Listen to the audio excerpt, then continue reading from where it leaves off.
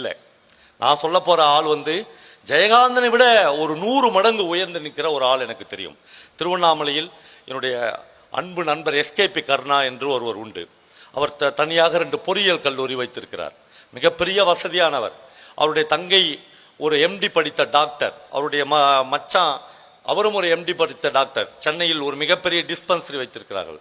ஆனால் அவர்களுக்கு 10 வருடமாக குழந்தை இல்லை. எல்லா டாக்டர்கிட்டையும் செக்கப் போகிறாங்க, எல்லா மருத்துவ எதுவுமே நடக்கலை. அப்புறம் திடீரென்று அந்த அவங்க கன்சீவ் ஆகி 2 குழந்தைகள் பிறக்கிறது.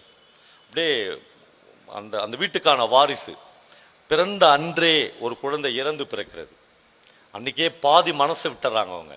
இப்போ இருக்கிறது ஒரே ஒரு பையன். அந்த பையனை அப்படி பொத்தி பொத்தி பொத்தி வளர்க்குறாங்க. அந்த பையனுக்கு 1.5 வயசு ஆகிறது. 1.5 வயசில் ஒரு நாள் மேல்மலையனூருக்கு கூட்டின்னு மொட்டை அடித்து காது குத்துறாங்க. கருணா தான் தாய்மாமன் மடியில் அந்த குழந்தையை இருத்தி காதெல்லாம் குத்தி முடிச்சாச்சு. எல்லாருக்கும் பக்கத்தில் உள்ள ஒரு கல்யாண மண்டபத்தில் வச்சு சாப்பாடு கொடுக்குறாங்க. அன்னைக்கு அந்த காது குத்துற திருவிழாவின் போது மலையனூரில் ஒரு பெரிய திருவிழா நடக்கிறது, அமாவாசை திருவிழா நடக்கிறது. 1.5 லட்சம் பேர் அந்த நிகழ்ச்சிக்கு வந்திருக்கிறார்கள். ஒரே பக்தர்கள் கூட்டம். இவர்கள் மண்டபத்தில் போய் சாப்பிட போகிறாங்க. சாப்பிடும்போது அவங்க தங்கச்சி கருணாவை பார்த்து கேட்குறாங்க, கருணா குழந்தை எங்கடா என்று கேட்குறாங்க. குழந்தை இல்லை. இல்லையே, காது குத்தின உடனே நான் கொடுத்துட்டேன்றார். யார்கிட்ட கொடுத்த அப்படின்னு கேட்குறாங்க. இல்லை, என் கையில் தான் இருந்தான். யாரா வாங்கினீங்களாப்பா? அந்த மண்டபத்தில் எல்லோரும் அமைதியாக இருக்கிறார். குழந்தை இல்லை, குழந்தை மிஸ்ஸிங். ஒரு நிமிஷத்துக்குள்ள எல்லாரும் தெரிச்சு ஓடுகிறார்கள். 1.5 லட்சம் பேரில் எல்லோரும் போய் குழந்தையை தேடுகிறார்கள். அவருடைய தங்கச்சி உட்காந்து தலையில் அடித்து அழுவுது. என் ஒரு பிள்ளையை இழந்துட்டனே, என் ஒரு பிள்ளையை தொலைச்சிட்டேன்னு அழுகுறாங்க. ஒன்றாகாதமா, கண்டுபிடிச்சலாம் இரு என்று எல்லாரும் அலைகிறாங்க. எங்கேயுமே குழந்தைய கண்டுபிடிக்க முடியல. வருகிற போது திரும்பி வரும்போது கருணாவுக்கு ஒரு கழை கூத்தாடி தன்னுடைய 8 வயசு பொண்ணை ஒரு கம்பி மேலே நடக்க வச்சுன்னு அவன் சாட்டையால் தன்னுடைய உடம்பு அடிச்சுக்கிறான். எல்லாரும் நின்றுக்கிறாங்க. கிட்டத்தட்ட ஒரு 200 பேர் கூடி இருக்கிறார்கள். கருணா உள்ள நுழைஞ்சி போய் நின்று பார்க்குறாரு. ஒரு மூலையில் அந்த பையன் உட்காந்து வாழைப்பழம் சாப்பிட்டுக்கிறான். அப்படியே ஆனந்த கண்ணீர் வருது இவருக்கு. ஓடி போய் அந்த குழந்தையை தூக்குறாரு. அந்த கழை கூத்தாடி தன் சாட்டையால் அடிச்சுக்கிறத அப்படியே நிறுத்திட்டு உன் பிள்ளையா சார் என்று கேட்கிறான். என் தங்கச்சி குழந்தை. இந்த கண்ணில் தண்ணி கலங்குது. என் தங்கச்சி குழந்தை என்று சொல்லுகிறார். இங்கே தான் சார் நின்று அழுது நினச்சி நான் தான் கூட்டு பயம் கொடுத்தேன் அப்படின்னு சொல்கிறான். கருணா என்கிட்ட சொல்கிறார், பவா நீங்கள் எப்பயுமே சாதாரண மனிதர்கள், எளிய மனிதர்கள்னு சொல்லுவீங்க.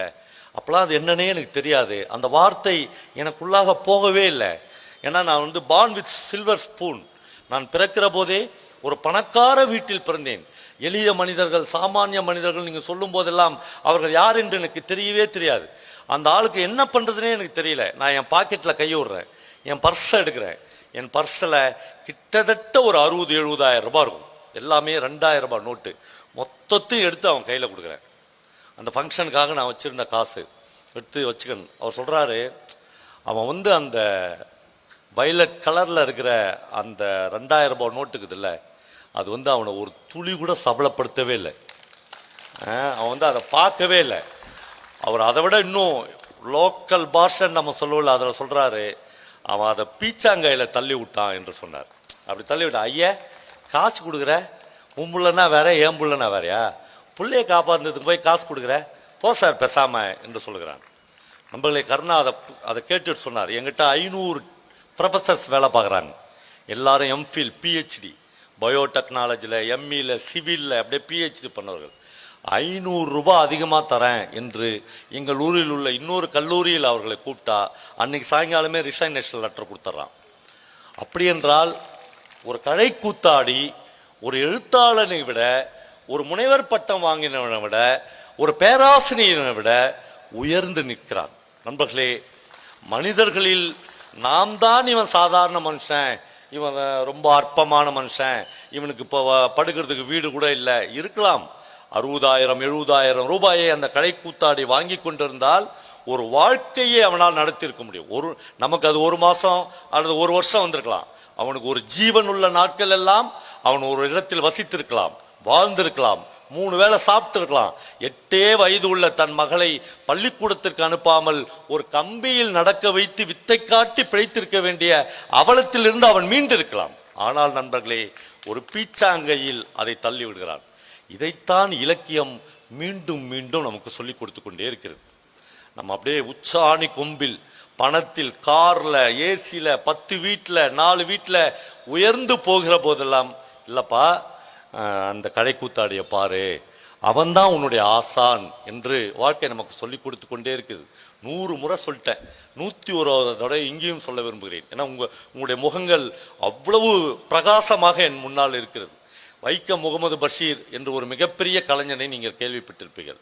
கேரளாவில் ஒரு ஆட்டோக்காரங்கிட்ட ஏறி உட்காந்து முகமது பஷீர் வீட்டுக்கு போகணும் என்று சொன்னால் நம்ம பஷீரான்னு கேட்பான். ஒரு ஆட்டோக்காரனுக்கு அவன் நம்ம பஷீர். அவ்வளவு ஐடென்டிட்டியான ஒரு பெயர். கேரளாவில் கேலிக்கட்டில் போய் நின்று நீங்கள் பஷீர் வீட்டுக்கு போகணும் என்று சொன்னால் சுல்தான் வீட்டுக்கா, பேப்பூர் சுல்தான் வீட்டுக்கான்னு கேட்பான். ஒரு மகாராஜா மாதிரி தன் வாழ்க்கையை வாழ்ந்தவர் பஷீர். 26 வேலைகள் செய்திருக்கிறார்.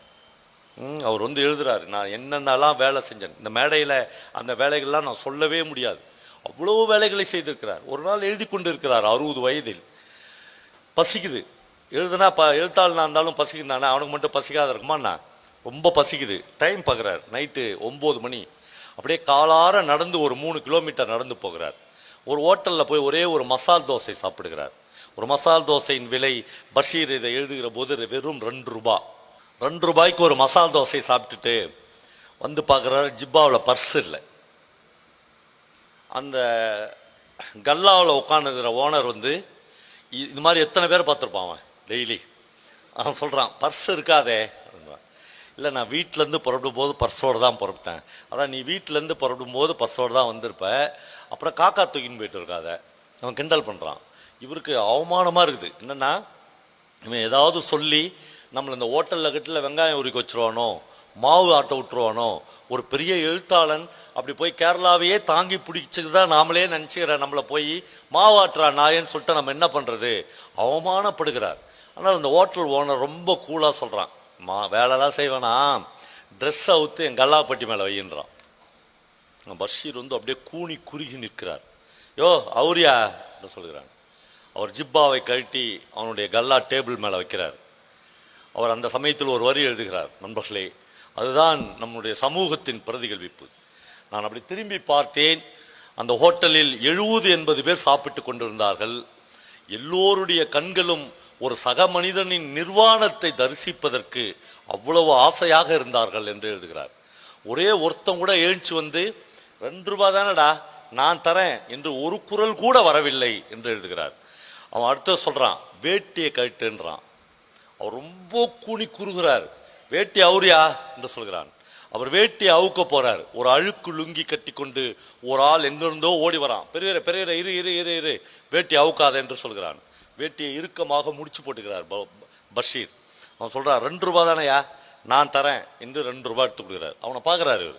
அந்த கடை கூத்தாடி சொன்னல, அவனை விட கேவலமான உருவத்தில் இருக்கிறான். ஒரு அழுக்கு லுங்கி கட்டுனுக்கிறான், ஒரு அழுக்கு பனியன் போட்டுனுக்கிறான். 2 ரூபாய் கொடுத்துட்டு வா பெரியவரை போகலாம் என்று கூட்டின்னு வரான். வெளியே 2 பேர் வராங்க. ஹோட்டலுக்கு வெளியில் வருகிறார்கள். வெளியே அவன் சொல்கிறான், திட்டு பசங்க ஊர், ஜாக்கிரதையாக இருக்க வேணாமா நீ, பர்ஸ் அப்படியா பறி கொடுப்ப. இன்னும் லுங்கிலேருந்து ஒரு 20 பர்ஸ் எடுத்து அவர்கிட்ட காமிக்கிறான். இதில் எதுவும் பர்ஸு அப்படின்றான். அவர் அப்படியே ஸ்தம்பிச்சு போய் நிற்கிறாரு. நின்றுட்டு அவர் சொல்கிறாரு, என் பர்ஸ் அதில் தான் இருந்துச்சு, ஆனால் எனக்கு எடுக்க தோணலை. அதான் ஒரு எழுத்தாளன், என் பர்ஸ் அங்கே தான் இருந்துச்சு, ஆனால் எனக்கு எடுக்க தோணலை. அவன் சொல்லிட்டு கொஞ்சம் தூரம் போயிட்டான். போயிட்ட பிறகு ஒன்று எனக்கு தோணுச்சு, அவன் பேர் என்னன்னு கேட்க மறந்துட்டேன். பஷீர் எழுதுகிறார், அதனால் என்ன, அவன் பெயர் அறமாகவோ அல்லது கருணையாகவோ இருந்திருக்க வேண்டும் என்று எழுதுகிறார்.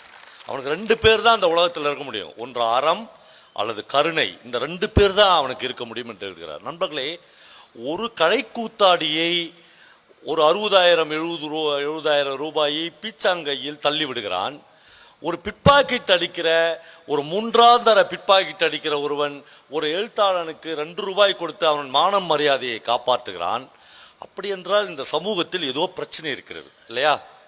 அப்படி என்றால் நாம் இந்த சட்டை போடாதவன், இந்த லுங்கி கட்டி நிற்கிறவன், இந்த ரோடு ஓரத்தில் நிற்கிறவன், இவனெல்லாம் ஒரு அற்ப பார்வையில் பார்த்து விட்டு கடந்து போகாத இருங்கள் என்று இலக்கியம் மறுபடியும் நமக்கு சொல்லிக் கொடுத்து கொண்டே இருக்கிறது.